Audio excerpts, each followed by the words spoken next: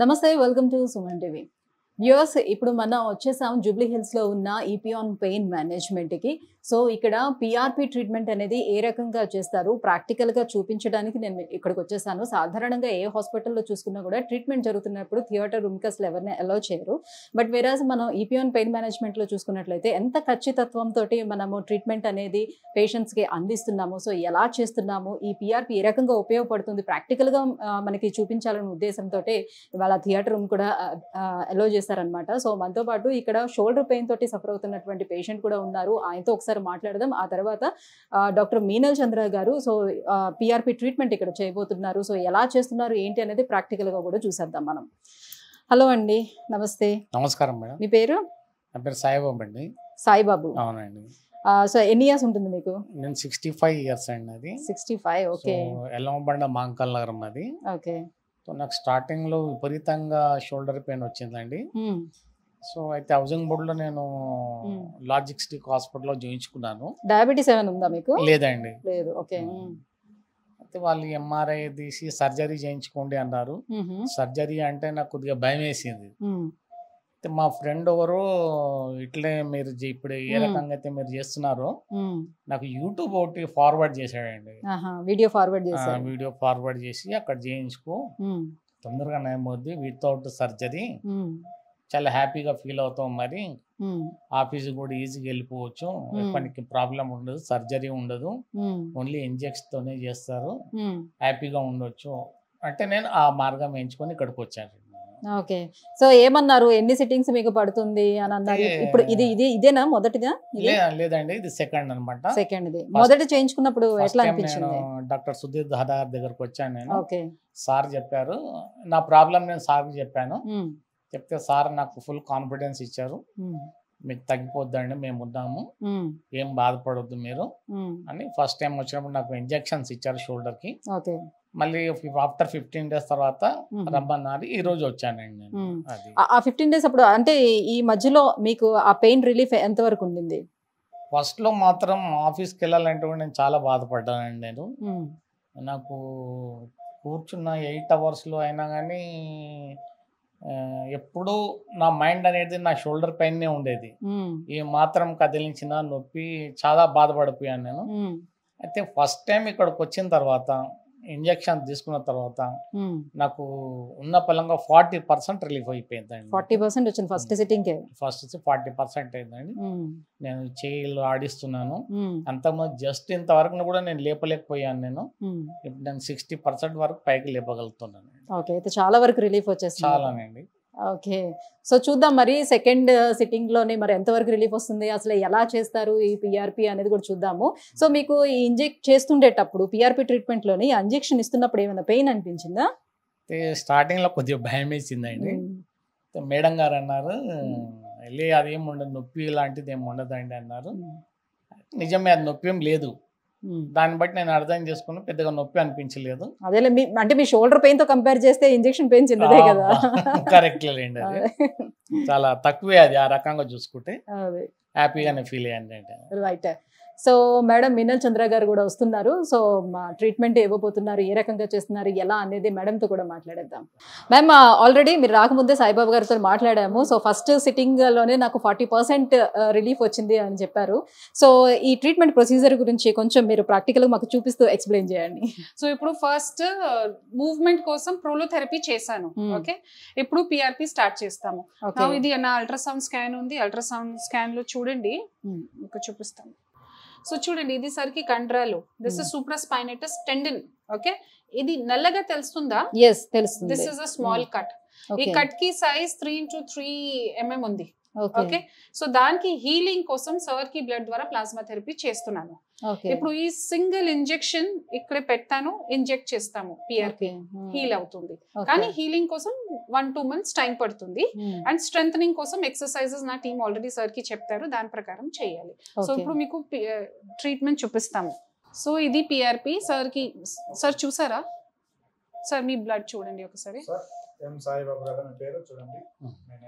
ఇది PRP yellow colour అంతా. ఇది తీసేసి మేడం ఎక్కడైతే మనకి టైర్ ఉందో షోల్డర్లో అక్కడ అప్లై చేస్తాం. ఓకే. సో ఇది సర్కి పిఆర్పి. ఓకే. దాంట్లో more than 10 lakh growth factors ఉన్నాయి. ఓకే, సో ఈ పోర్షన్ ఈ 3 ml జస్ట్ 3 ml ఇంజెక్ట్ చేస్తాము. ఓకే, సో ఆల్రెడీ మత్తు ఇచ్చాను, డీప్ ఫ్రీజ్ చేయండి. అంటే పేషెంట్ యొక్క బ్లడ్ ని తీసుకొని దాని నుంచి అది సెపరేట్ చేశాను. ఓకే, ఒక్క నిమిషం సార్, అంతే. మీకు నీడిల్ తెలుస్తుందా సార్? ఓకే, ఇదే ఇక్కడ నీడిల్ వెళ్తుంది, ఇది టేర్ ఉంది. ఓకే, ఇది పిఎల్పి.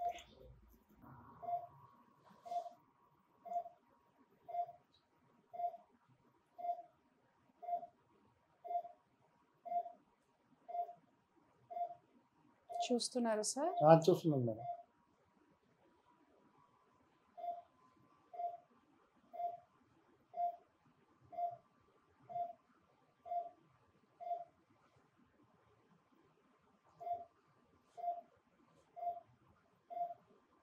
కంట్రాలో కొంచెం హార్ట్ స్ట్రక్చర్ ఉంది. ఓకే, ఓకే, సో దాంట్లో స్లోగా ఇంజెక్ట్ చేయాలి.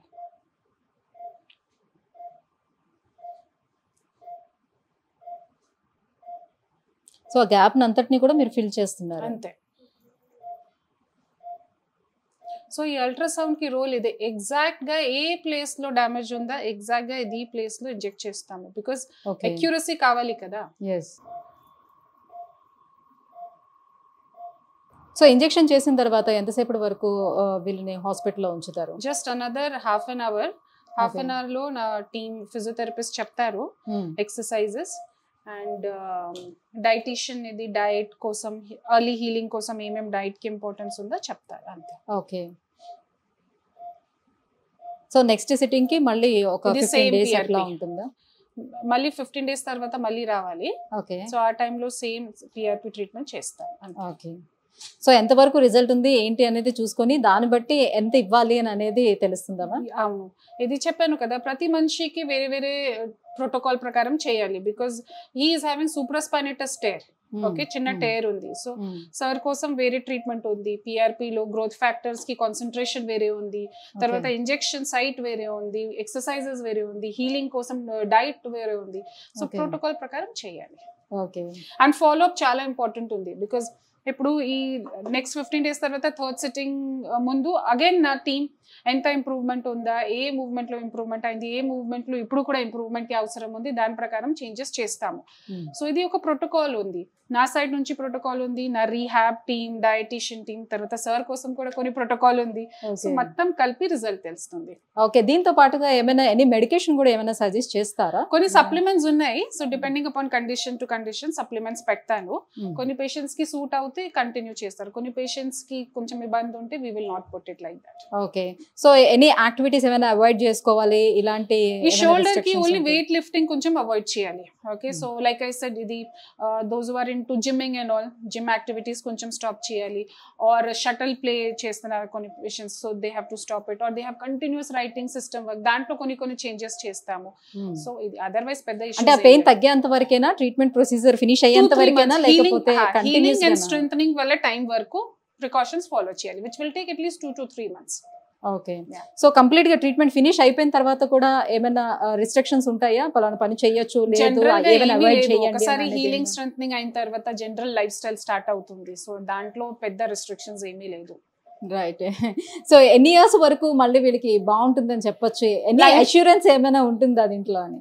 అష్యూరెన్స్ రెండు. ఫస్ట్ ఆఫ్ ఆల్ ఇది హీలింగ్ చేస్తున్నాను. ఓకే, ఒక్కసారి మంచి హీలింగ్ అయిన తర్వాత if is following the precautions మళ్ళీ it will not come back again.